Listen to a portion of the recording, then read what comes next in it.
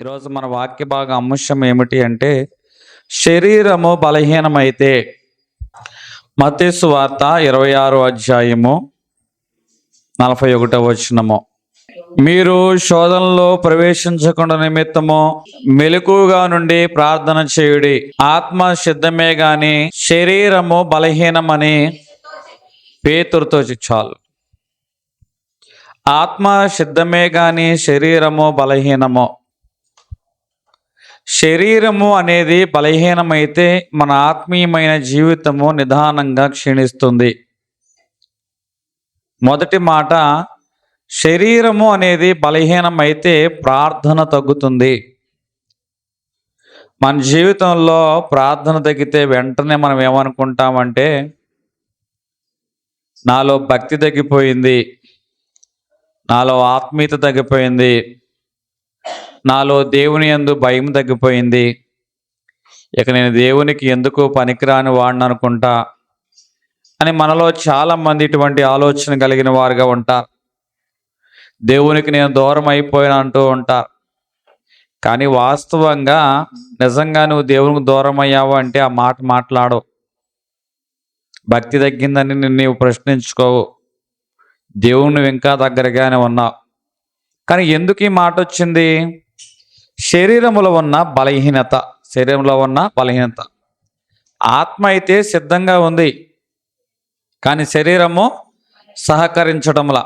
శరీరము బలహీనమైతే ప్రార్థన ఎందుకు తగ్గుతుంది అంటే, మనం ప్రార్థన కేవలము ఒక ఆత్మ ద్వారానే చేయలేం. ప్రార్థన చేయాలంటే దానికి శరీరం కూడా సహకరించాలి. శరీరం సహకరించకపోతే మోకాళ్ళు వంగవు. శరీరము సహకరించకపోతే ప్రార్థన అనేది చేయలేం, అలసిపోయిన వాళ్ళుగా ఉంటాం. మాట అనేది పలకదు.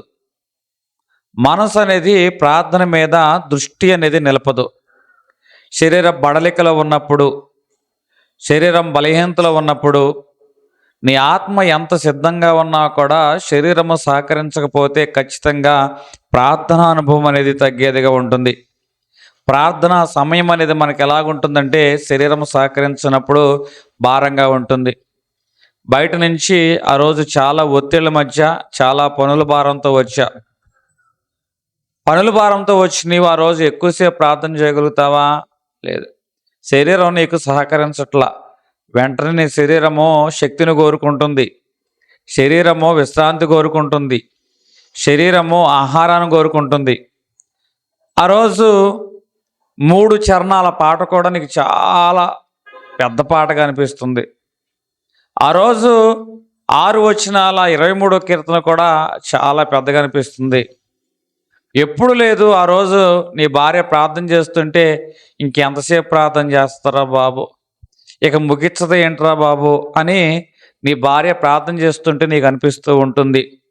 కారణం ఏమిటంటే, ఆత్మసిద్ధంగా లేదా? ఆత్మసిద్ధంగానే ఉంది. శరీరము అనేది సహకరించకపోవడం వలన విశ్రాంతి కోరుకుంటుంది, ఆహారాన్ని కోరుకుంటుంది.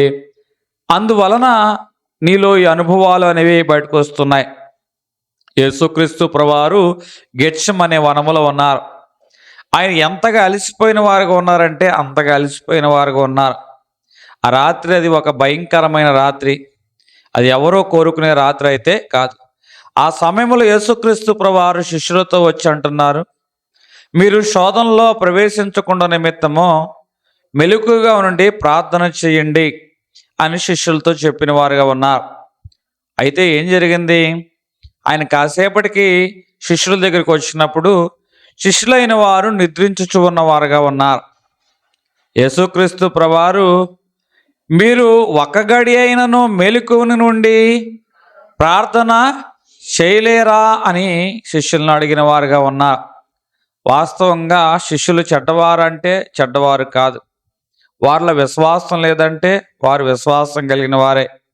వారు మంచివారా అంటే మంచివారే. మరి ఎందుకు ప్రార్థన చేయాలా? శరీరంలో వారికి బలహీనత వచ్చింది.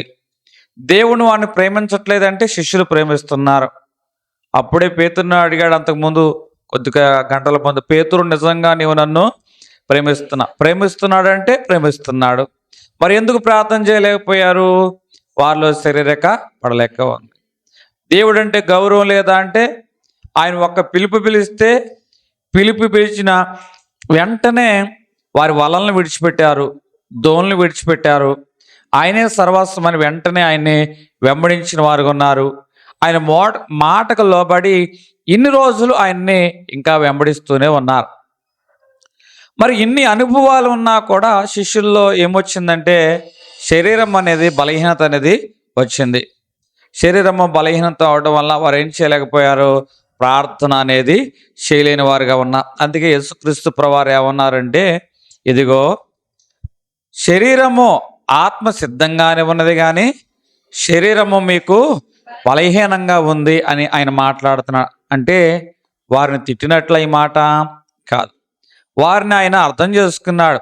అంటే మానవుని యొక్క స్థితి పైన, మనుషుల యొక్క శారీరక స్థితి పైన ఆయన కరుణతో చేసిన వ్యాఖ్య ఇది. అంత మాత్రాన యేసుక్రీస్తు ప్రభువారు వారిని వదిలిపెట్టారా? లేదు. వారి గురించి ఆయన ఏం చేశారంటే ప్రార్థన చేసిన వారుగా ఉన్నారు. ఈరోజు దేవుని యొక్క ఉద్దేశం, వారి యొక్క ఉద్దేశం చూశా, శిష్యుల యొక్క పరిమితిని ఆయన అర్థం చేసుకున్న వాడుగా ఉన్నాడు. శిష్యులు నిద్రపోయినా ఆయన పని ఆపాడా? ఆయన పని ఆపల. ఆయన ప్రార్థన ఆపాడా? ప్రార్థన ఆపల. ఇంకా వారి నిమిత్తం ఆయన ప్రార్థన చేస్తున్నవాడుగా ఉన్నాడు. అక్కడ యేసుక్రీస్తు ప్రభువారు శిష్యుల యొక్క ఉద్దేశాన్ని చూడలేదు, వారి శరీరంలో ఉన్న బడలికను చూశారు.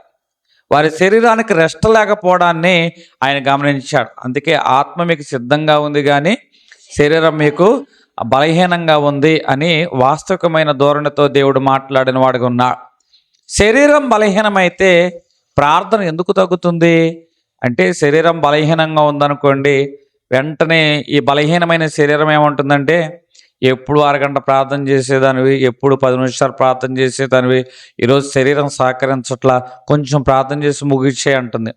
అంటే శరీరం బలహీనమైనప్పుడు ప్రార్థనా సమయాన్ని ఈ శరీరం ఏం చేస్తుందంటే తగ్గిస్తుంది. మరలా అంతటితో ఆగిపోదు, ఇప్పుడు ప్రార్థన చేసే దృష్టిని కూడా మారుస్తుంది. అంతటితో ఆగిపోదు. ఇక ప్రార్థన మీదే దృష్టి లేకోకుండా, ప్రార్థన మనసే రాకోకుండా ఈ శరీరం చేస్తూ ఉంటుంది. ఇది పాపముతో మొదలైనట్ట, పాపం చేసినట్ల అట్లని కాదు, కానీ శరీరములో అలసట పెరిగినట్లు. ఏమిటండి? అలసట పెరిగినట్లు. 1 కొరింథీ రాసిన పత్రిక 6వ అధ్యాయము 19వ వచనంలో దేవుడు మన శరీరాన్ని ఏమన్నాడంటే దేవుని యొక్క ఆలయము అంటున్నాడు. అంటే దేవుని యొక్క ఆలయం ఇది, ఈ శరీరం. మరి దేవుని యొక్క ఆలయాన్ని ఎంతగా కాపాడుకుంటాం, ఎంతగా పవిత్రంగా ఉంచుకుంటాం? దేవుడు కూడా అదే చెప్తున్న వాడుగా ఉన్నాడు. మరి అలసటతో ఉన్నావు కదా, దేవుడు ఏమంటున్నాడంటే మత్తయి సువార్త 11వ అధ్యాయము 28వ వచనంలో, ప్రయాసపడి భారము మోయించిన వారులారా, సమస్త జనులారా, మీరు నా యొద్దకు, నేను మీకు విశ్రాంతిని కలగజేస్తాను అంటున్న వారుగా ఉన్నా. అంటే దేవుడు ఏమంటున్నాడు? మీరు నా యొద్దకు వచ్చారంటే నేను మీకేం చేస్తాను? విశ్రాంతి కలగజేస్తాను అంటున్నాడు. ఒక ఇంట్లో ఒక దీపం ఉంది. ఆ దీపాన్ని బట్టి అనేక మంది వారి పనులు వారు చేసుకుంటున్నారు. ఆ ఇంట్లో వెలిచిన దీపాలు బట్టి కూడా మిగతా వారు కూడా వారి మార్గాల్లో చక్కగా నడవగలుగుతూ ఉన్నారు. కానీ అనుకోకుండా ఆ దీపం అనేది ఆరిపోయింది. అక్కడున్న వారందరూ మాట్లాడుతున్న మాట ఏమిటంటే, ఈ దీపం పని అయిపోయింది, ఈ దీపం పనికిరాదు, ఉపయోగపడదు, దీన్ని తీసి బయటపడేయండి అన్నట్టుగా మాట్లాడుతున్నారు. ఆ ఇంటి యజమాని ఆ దీపం ఎద్దకు వచ్చిన వాడుగా ఉన్నాడు. ఆ దీపాన్ని గమనించినప్పుడు ఆ దీపంలో ఏమైపోయిందంటే కిరసనాలు అయిపోయింది. కిరసనాలు అయిపోయింది. ఒత్తి సరిగ్గా లేదు. ఇప్పుడు ఒత్తిని సరిచేసి కిరసనాలను పోసి మరలా దీపాన్ని వెలిగించిన వాడుగా ఉన్నాడు. ఏ దీపం పని అయిపోయిందన్నారో, ఏ దీపం అయితే ఉపయోగం లేదన్నారో, మరలా అదే ఇంట్లో ఆ దీపం వెలిగించబడుతుంది. మళ్ళీ ఆ ఇంట్లో వాళ్ళందరూ ఆ దీప వెలుగులో వారు పని చేసుకుంటున్నారు. ఆ ప్రాంతం వారందరూ కూడా ఆ దీప వెలుగుల మార్గంలో చక్కగా నడవగలుగుతున్నారు. అంటే ఇక్కడ మనం చెప్తున్న మాట ఏమిటంటే, మన జీవితంలో కూడా శరీరానికి అలసట వచ్చింది. అలసట వచ్చినప్పుడు ఏం జరిగింది? నువ్వు ప్రార్థన చేయడం మానేసావు. నీ దృష్టి మారిపోయింది. వెంటనే నువ్వేమనుకుంటావంటే, నేను దేవునికి దూరం అయిపోయాను, నాలో ప్రార్థన ఆత్మ లేకుండా పోయింది, ఇక నేను ఎందుకు పనికిరానేమో అని నువ్వు అనుకుంటావు. కానీ నేను చెబుతున్న మాట ఏమిటంటే, ఇప్పుడు ప్రార్థన మానేసినంత మాత్రాన నువ్వు పనికిరావు అని కాదు, నువ్వు దేవునికి దూరం అయ్యవని కాదు. విశ్రాంతి తీసుకో. శరీరానికి వచ్చిన అలసటను బట్టి నువ్వు విశ్రాంతి తీసుకో. ఆ శరీరానికి శక్తి ఇవ్వు. ఎప్పుడైతే శరీరానికి నువ్వు శక్తి ఇవ్వగలుగుతావో, నీలో ఆ శారీరక బడలిక అనేది తగ్గుతుందో, అప్పుడు నువ్వేం చేయగలుగుతావంటే నువ్వు ప్రార్థన అనేది చేయగలుగుతావు. అప్పుడు ఏం చేస్తుందంటే నీ ప్రార్థన అది నీ కుటుంబానికి, నీ వ్యక్తిగత జీవితానికి, ఆధ్యాత్మిక జీవితానికి తిరిగి వెలుగనవుతుంది. దీపము వెలగనప్పుడు మన దీపాన్ని నిందించడం కాదంటండి, నూనె ఉందో లేదో చూసుకోవాలి. ప్రార్థన చేసే మనసు లేనప్పుడు మళ్ళీ మనం నిందించుకోవడం కాదు, కానీ ఈ శరీరము బలహీనంగా ఉందేమో, ఆ బలహీనంగా ఉన్న శరీరాన్ని ఏం చేయాలంటే మరలా బలపరచాలి. దానికి విశ్రాంతి అనేది ఇవ్వాలి. ఈరోజు ఎక్కువ పని చేసి వచ్చావు, పని చేయమంటే, ప్రార్థన చేయమంటే పాటలు భారంగా ఉంటాయి, చదివే వాక్యం భారంగా ఉంటుంది, చేసే ప్రార్థన భారంగా ఉంటుంది. కానీ ఈరోజంతా విశ్రాంతి తీసుకున్నా, రేపటి రోజున భార్య 2 నిమిషాలు ప్రార్థన చేస్తేనే కసురుగున్నా, ఎంతసేపు ప్రార్థన చేస్తావు, మొదలు పెడితే ఆపమని. కానీ తెల్లవారుని ఎంతటి నీవే విశ్రాంతి తీసుకున్న శరీరము, శక్తి పొందుకునే శరీరం చేత 15 గంట పైనే ప్రార్థన చేయగలిగావు.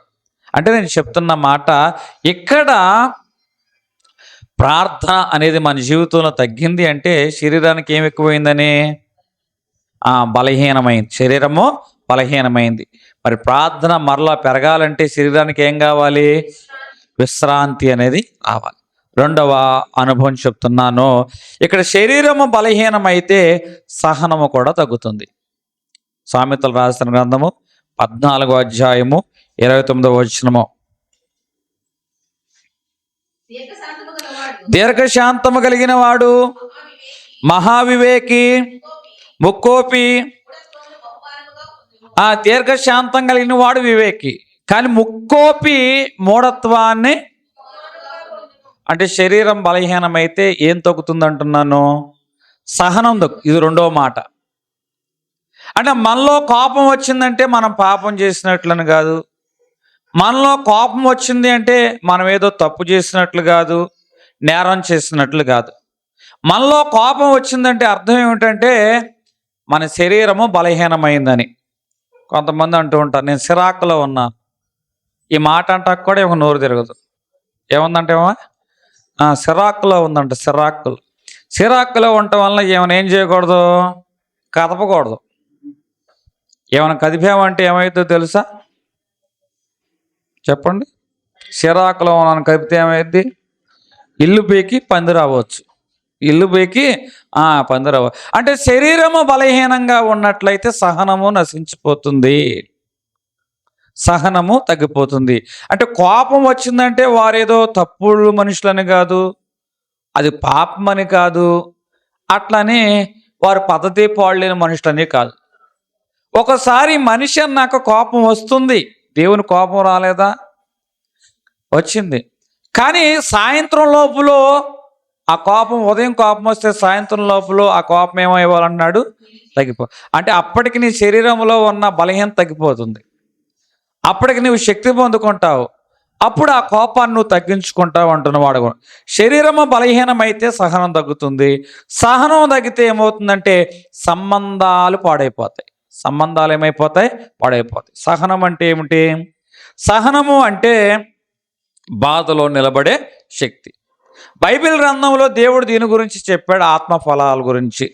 గలతీ రాసిన పత్రిక 5వ అధ్యాయము 22వ వచనంలో ఇక్కడ ఆయన దీర్ఘశాంతము గురించి ఆయన మాట్లాడుతున్నాడు. అంటే దీర్ఘశాంతం అనేది ఒక ఆత్మీయమైన ఫలము. శరీరానికి ఏం అవసరం అంటే సహనము అవసరం, దీర్ఘశాంతం అనేది అవసరము. అంటే శరీరము బలహీనమైతే మనకేం తగ్గుతుందంటే దీర్ఘశాంతం, సహనము అనేది తగ్గుతుంది. శరీరం బలహీనమైతే సహనము అనేది ఎందుకు తగ్గుతుందంటే శరీరము బలహీనమైనప్పుడు నరాలు అనేవి ఒత్తిడిలో ఉంటాయి. నరాలు ఎలాగుంటాయండి? ఆ ఒత్తిడిలో ఉంటాయి. మనసు భారంగా ఉంటుంది. చిన్న విషయము కూడా పెద్దగా అనిపిస్తుంది. చిన్న మాట కూడా అది నీకు వ్యతిరేకంగానే అనిపిస్తుంది. మాట్లాడబాకు, మాట్లాడబాకు అంటూ ఉంటా. ఈ సమయం వారు శరీరం బలహీనమైనప్పుడు మాట్లాడొద్దన్నానా అంటూ ఉంటా. అంటే వారు మాట్లాడుతున్న చిన్న విషయం కూడా వారికి ఎట్లా ఉంటుందంటే చాలా ఇబ్బందికరంగా, అభ్యంతరంగా ఉంటుంది. ఎందుకు మనకి సహనం తగ్గిపోతుంది అంటే శరీరము బలహీనమైంది కాబట్టి. ఏం బలహీనమైంది? శరీరం బలహీనమైంది. సహనం తగ్గినప్పుడు కోపం అనేది త్వరగా వస్తుంది. ఇక్కడ మోషే భక్తుడు ఉన్నాడు. దేవుడు ఏమంటున్నాడంటే నా ఇల్లంతటిలో నమ్మకమైన వాడు. మరలా అంటున్నాడు ఇతడు మిక్కిలి మిక్కిలి అంటే సాత్వికుడు కూడా ఏం తెప్పించారంటే ఇశ్రాయేల్ జనాంగం కోపం తెప్పించారట. ఇంకా దేవుడు ఏమన్నాడు? దేవుని కోపం ఇశ్రాయేల్ మీద తగిలితే ఇశ్రాయేలుకి దేవునికి మధ్య నిలబడి ఆ కోపం ఇశ్రాయేల్ మీద రాకోకుండా ఆపింది ఎవరు? మోషేని. అంతటి సహనశీలి, అంతటి సాత్వికుడికే ఏమొచ్చిందటండి? కోపం అనేది వచ్చింది. సంఖ్యాకాండం 20వ వచనంలో ఇక్కడ ఇశ్రాయేలు జనాంగము ఏం చేస్తున్నారటండి? నీళ్ల కోసం తిరుగుతున్నారు. ఆ నీళ్ల కోసం వారు సడుగుచూ ఉన్నవారుగా ఉన్నారు. ఆ సనుగుడు మోషేకి ఏం తెప్పించిందంటే ఇది ఒక్క రోజులో వచ్చిన కోపం అంటే ఒక్క రోజులో వచ్చిన కోపం అయితే కాదు. ఎందుకయ్యా అంటే ఎన్ని రోజులు బట్టి నేను చూస్తున్నాను అనుకున్నావు, ఎన్ని రోజులు బట్టి నేను ఓపిక పట్టాను అనుకుంటున్నావు అని చాలా మంది కుటుంబాల్లో ఈ మాటలు వస్తూ ఉంటాయి. అంటే ఆ కోపము ఈ ఒక్క రోజులో వచ్చిందా? కాదు. ఎన్నో రోజులు బట్టి ఓపిక కలిగి ఉంటుంది. ఎన్నో రోజులు బట్టి సహించుటను బట్టి ఈరోజు ఏమైందంటే అగ్నిపర్వతము బద్దలైపోయింది. అగ్నిపర్వతం ఏమైపోయిందండి? ఇప్పుడు మోషే కూడా ఒక్క రోజులో వచ్చిందా? కాదు. సంవత్సరాల తరబడి ఇశ్రాయేలు జనాంగాన్ని నడిపించిన క్రమంలో ప్రతిరోజు వారిలో సనుగుడు, ప్రతిరోజు ఏవో మాటలు, దేవుడు ఎన్ని అద్భుతాలు చేస్తున్నా, దేవుడు ఎంత సౌకర్యం కలిగిస్తున్నా వారిలో ఈ మాటల తీరు అనేది మారల. ఇప్పుడు మోషేకి ఏమొచ్చేసిందంటే కోపం వచ్చేసింది. ఇక్కడ నిరంతరము ఇక్కడ సనుగుడు ఉంది, జనాంగాన్ని నడిపించే బాధ్యత కనపడుతుంది, ఒత్తిళ్ళు కనపడుతున్నాయి. అదే సమయంలో అక్క మిరియాము చచ్చిపోయింది. ఇవన్నీ కలగోపుల్లాగా మోషే జీవితంలో వచ్చాయి. అదే సందర్భంలో ఇశ్రాయేలు జనాంగానికి దప్పిక అయింది. ఇప్పుడు సనుగుడును బట్టి ఇది ఒక్క రోజులో వచ్చింది కాదు, అనేకమైన సంఘటనల సమూహం ఏం చేసిందంటే మోషేలో కోపాన్ని ఒక్కసారిగా బయటకు తీసుకొచ్చాయి. అంటే మోషే కోపదారా అంటే కోపదారి కాదు, అతని శరీరం అలసిపోయింది. ఒత్తిళ్ళు బట్టి, బాధ్యతలు బట్టి, సహోదరి చనిపోవటను బట్టి, అనేక సంవత్సరాలుగా సహించడం బట్టి శరీరం ఏమైపోయిందంటే ఒక సహోదరి అంటుంది, ఇక నేను భరించను అన్నయ్య, ఇక నేను భరించను, ఎంతకాలం నేను భరించాను అంటే నరాల ఒత్తిడి ఎక్కువైపోయింది. మనసు విశ్రాంతి కోరుకుంటుంది, మనసు కూడా నెమ్మదిగా లేదు. అందుకే ఇక నేను భరించలేను, ఇక చాలు, భరించలేను, ఇక చాలు. అదే దేవుడు ఏం చెప్పాడు ఆ సమయంలో? మోషే నీవు రాయితో మాట్లాడము. ఏం మాట్లాడమని? రాయితో మాట్లాడము అంటున్నాడు. కానీ రాయితో మోషే వచ్చి మాట్లాడాలి, కానీ ప్రజలు చేసిన దాన్ని బట్టి మోషేకి కఠినత్వం బట్టి బండతో మాట్లాడవలసిన మోషే బండను ఏం చేశాడంటే 2 సార్లు కొట్టాడు. ఇప్పుడు ఈ చర్య ఏం చేస్తుందంటే ఎంతో కాలంగా తను మోస్తున్న భారాలు బట్టి కానీ, బాధ్యతను బట్టి కానీ, ఇశ్రాయేల్ తిరుగుబాటు బట్టి కానీ, సహోదరి మరణం బట్టి కానీ ఒక్కసారిగా అది ఏం చేస్తుందంటే ఆ కఠినత్వం కోపంగా మార్చబడింది.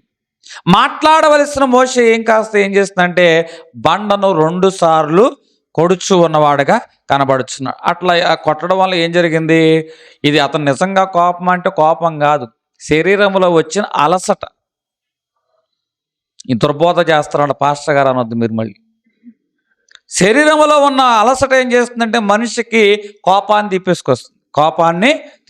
ఈ కోణంలో అర్థం చేసుకుంటే వంతులు నిలబడతాయి, అపార్థం చేసుకుంటే గోళ్ళ కడుతూ ఉంటాం. ఇక నేనేం చేయలేను, అర్థం చేసుకుంటారో ఈ యొక్క బలహీనత, అలసట ఏం చేస్తుందంటే మోషేను కోపదారిగా మార్చేస్తుంది, అతనిలో కోపాన్ని బయటికి తీసుకొచ్చేలా చేస్తుంది. ఆత్మీయమైన నష్టం ఏంటి? ఇక్కడ నీళ్ళు వచ్చాయి, ప్రజలైన వారు ఆ దప్పిక తీర్చుకున్న వారుగా ఉన్నారు. కానీ దేవుడు మాట్లాడమంటే బండతో 2 సార్లు కొట్టాడు కాబట్టి అందరూ కానాకు వెళ్ళారు. కానీ మోషే కానాకు వెళ్ళాడా? ఈరోజు దేవుడు మాట్లాడుతున్న మాట ఏమిటి అంటే, ఎంత సేవ చేసేవన్నది కాదు, ఎంత సాత్వికంగా ఉన్నావని కాదు, ఎంత నమ్మకంగా పనిచేసావన్నది కాదు, నా మాటకు నువ్వు ఎంత విధేయత చూపావన్నదే దేవుడు చూస్తాడు. దేవుడే చెప్పాడుగా, నా ఇల్లంతటిలో మిక్కిలి సాత్వికుడు, నమ్మకమైన వాడు, గొప్ప సేవ చేశాడు. అయినా కూడా ఎంత పిలుపు ఉందన్నది కూడా కాదు ముఖ్యం, నువ్వు ఎంత విధేయత చూపావన్నదే ముఖ్యం. ఇది అసలైన ఆత్మీయమైన నష్టం మోషే జీవితంలో జరిగింది. సహనం అంటే నిశ్శబ్దంగా ఉండమని దేవుడు అంటల్లా. సహనం అంటే అన్నీ భరించుకుంటూ సాగిపోమని దేవుడు అంటల్లా. సహనం అంటే ఏంటో తెలుసా? ఎక్కడ మౌనంగా ఉండాలో అక్కడ మౌనంగా ఉండడం నిజమైన సహనం.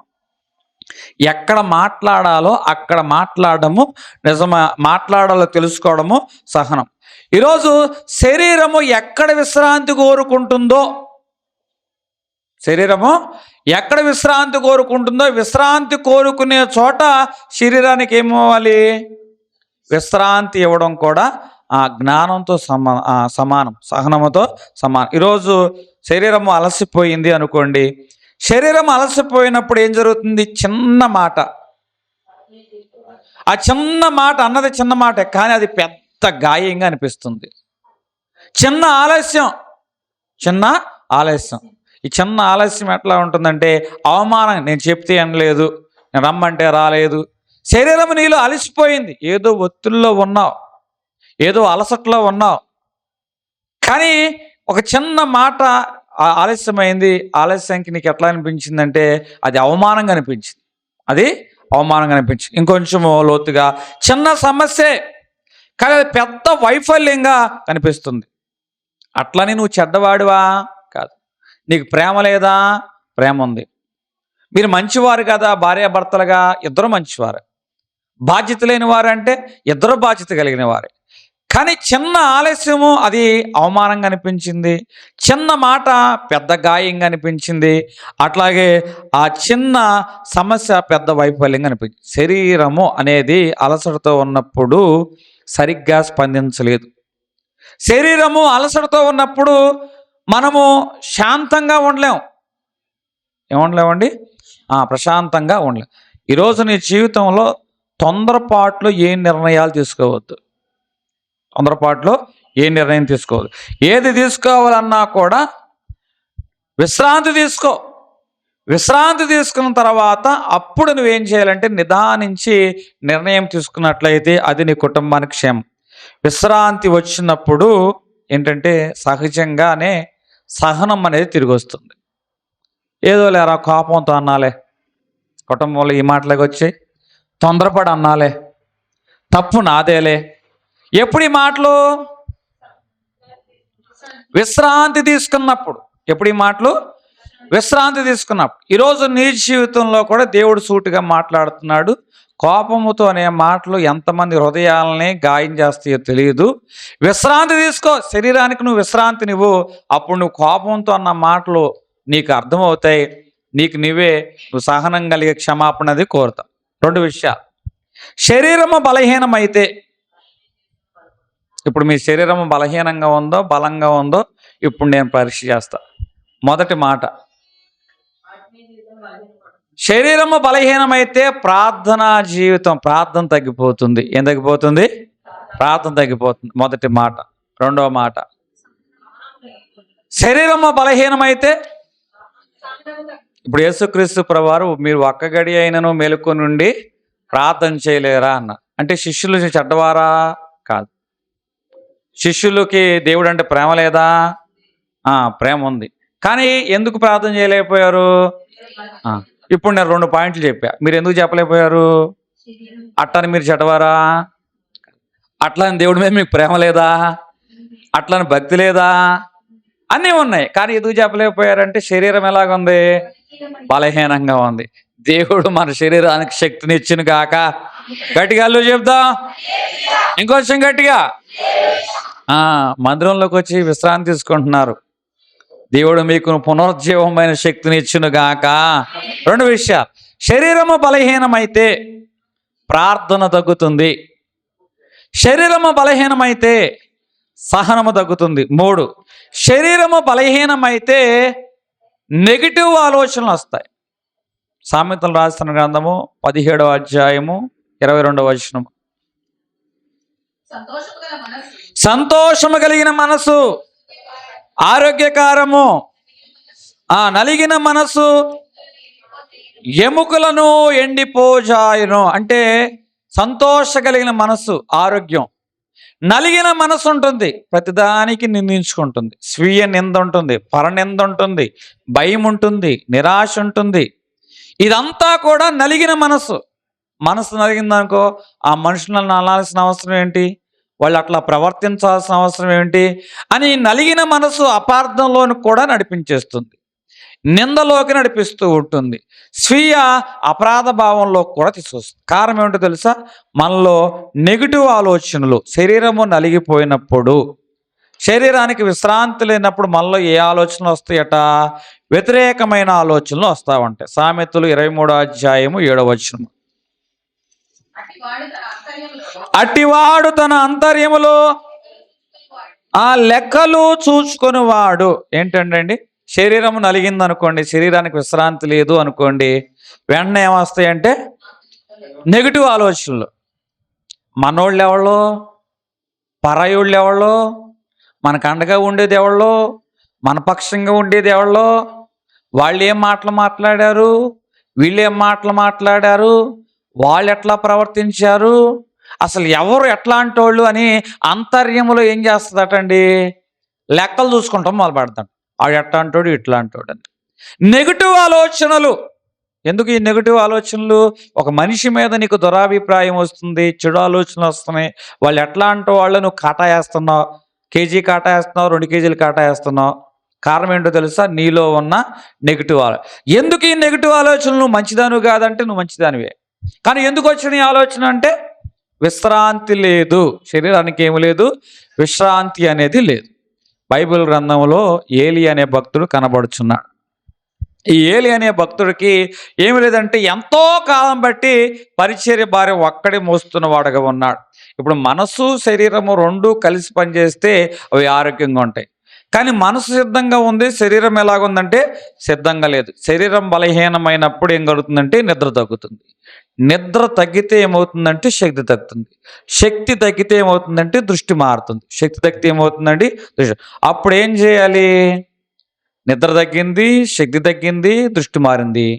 అప్పుడు అబద్ధం కూడా సత్యంలాగా అనిపిస్తుంది, అబద్ధాలు కూడా నిజమని నమ్మేలాగా అనిపిస్తుంది మన శరీరం బలహీనమైతే.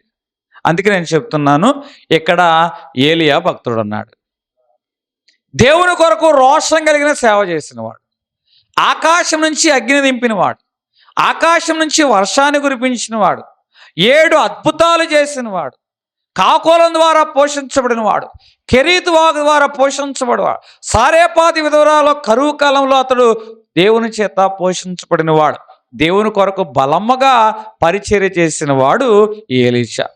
అంతటి ఎలీషా యొక్క జీవితంలో ఏమొచ్చిందంటే పరిస్థితి చాలా స్పష్టంగా కనపడుతుంది. అతనిలో ఒక నెగిటివ్ ఆలోచన వచ్చేసింది. శరీరం ఎలాగుందంటే బలహీనం, దీర్ఘకాలికమైన పోరాటం కదండి, ఒక్కడే కదా పోరాడుతుంది దేవుని కొరకు.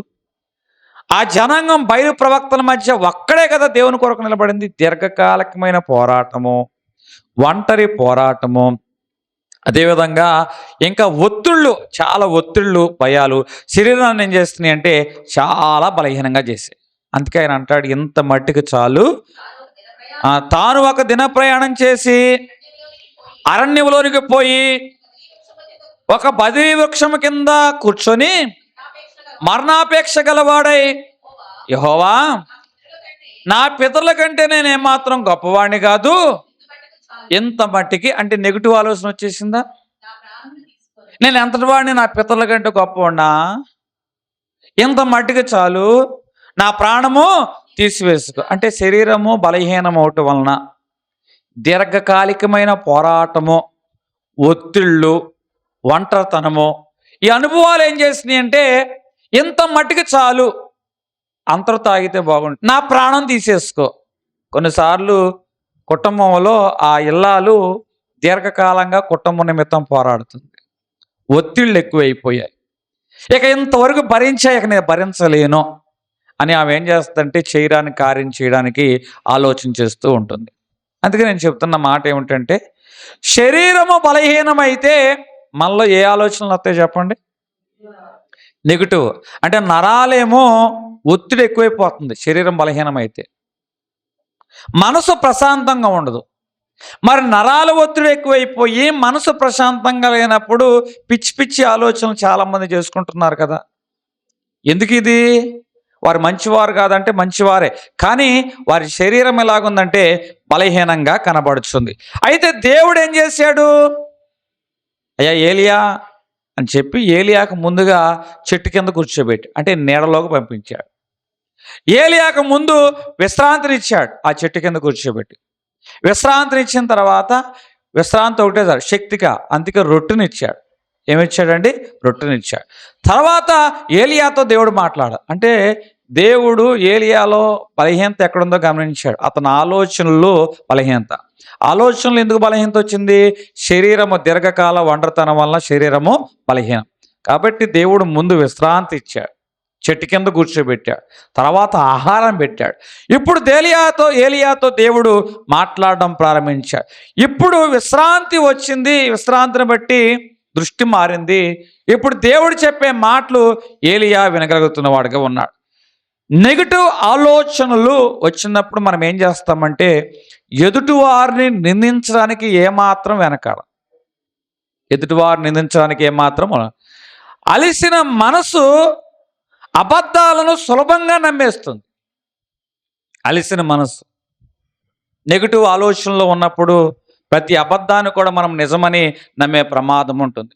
ఒక యవనస్తుడు తన జీవితంలో చాలా కష్టపడుతూ ఉన్నాడు, చాలా ప్రయాసపడుతున్నాడు.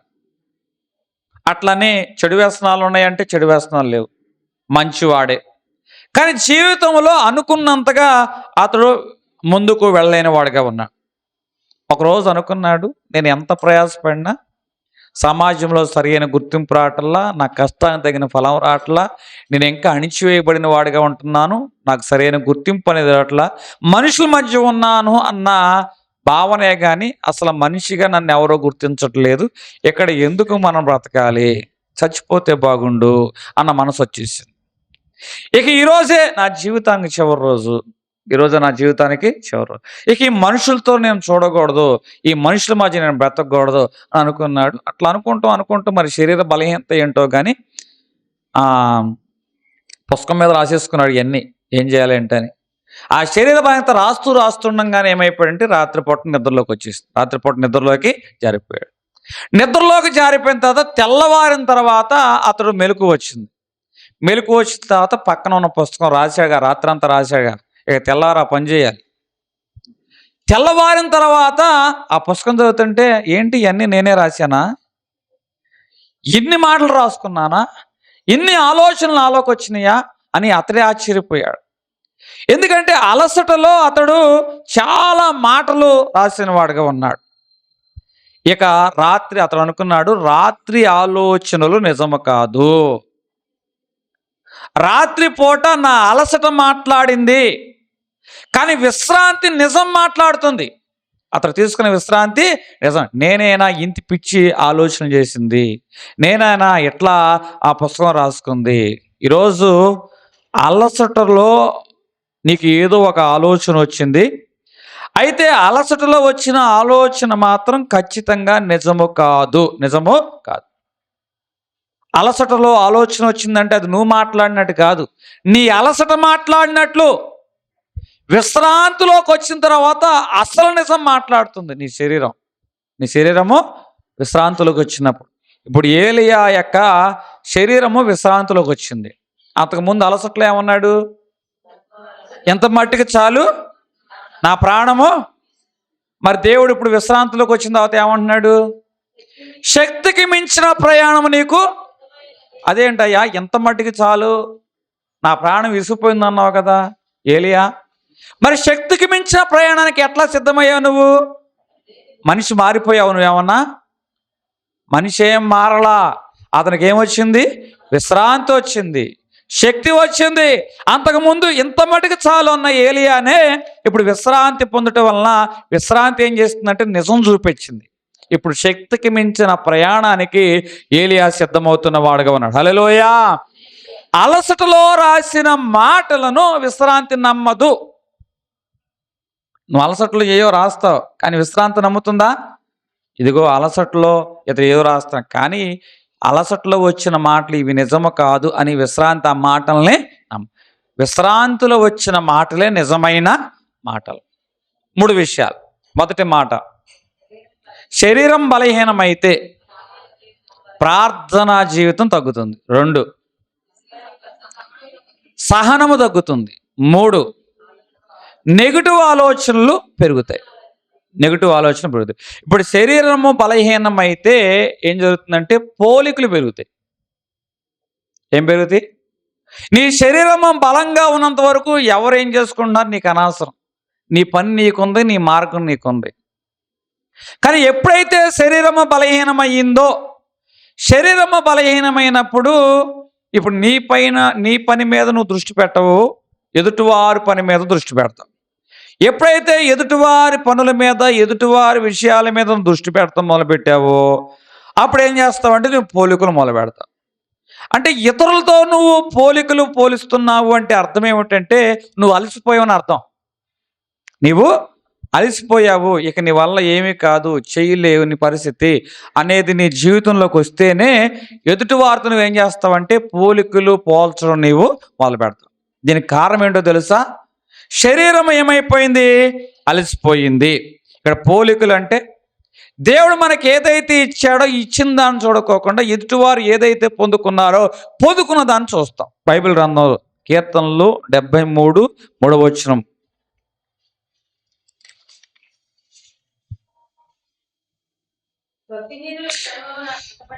భక్తిహీనుల క్షేమము నా కంటపడినప్పుడు. ఇప్పుడు చూడండి, పోలికలు. శరీరము బలహీనమైతే పోలికలు మన చూపును దేవుని వైపు నుంచి కాకోకుండా మనుషుల వైపు వస్తుంది. ఇప్పుడు ఆసాపు అనే భక్తుడు ఉన్నాడు. అతని శరీరము బలహీనమైంది కాబట్టి అతడు ఏం చేస్తున్నాడు?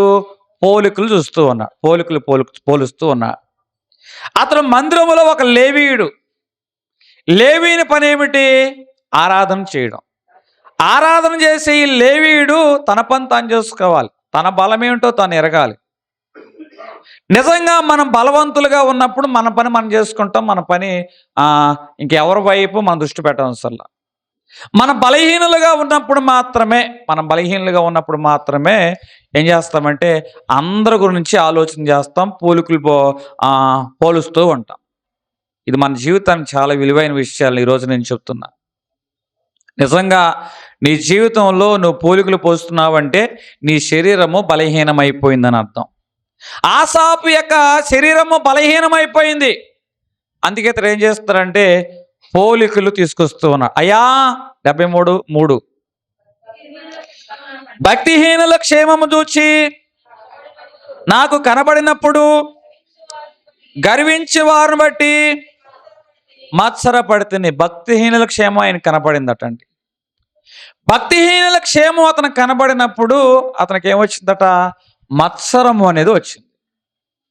ఇంకా 73 2వ వచనం.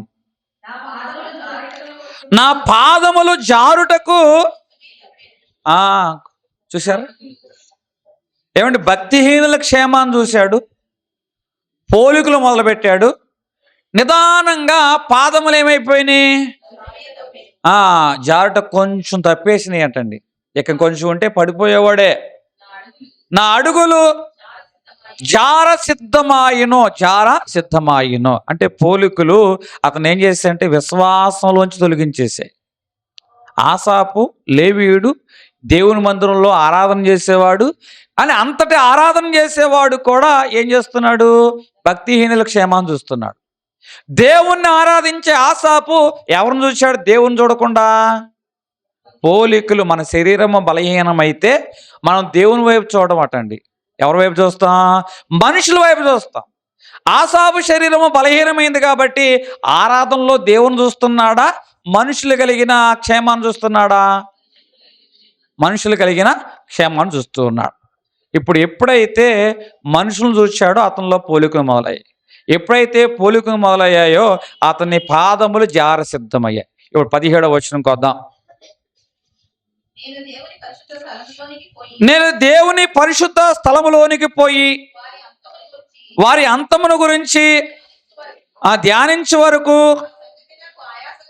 ఆ సంగతి నాకు ఆయాసకరంగా. ఏమండి, దేవుని సన్నిధానంలోకి వచ్చాడంటండి ఇప్పుడు ఆసాపు. ఇప్పుడు వారికి ఎవరిని చూశాడు? భక్తిహీనులు, దుష్టులు వర్ధిల్లటు చూశాడు. అందుకే అతనిలో ఏమొచ్చినాయి? పోలికలు వచ్చాయి. అవి మరింతగా అతను కొంగదీశాయి. కానీ ఎప్పుడైతే దేవుని మందిరంలోకి వచ్చాడో, దేవుని మందిరంలోకి వచ్చినప్పుడు అతడు వారి సంగతిని విచారించాడటండి. విచారించినప్పుడు అతనికి అర్థమైన విషయం ఏమిటంటే, అతని దృష్టి మారింది.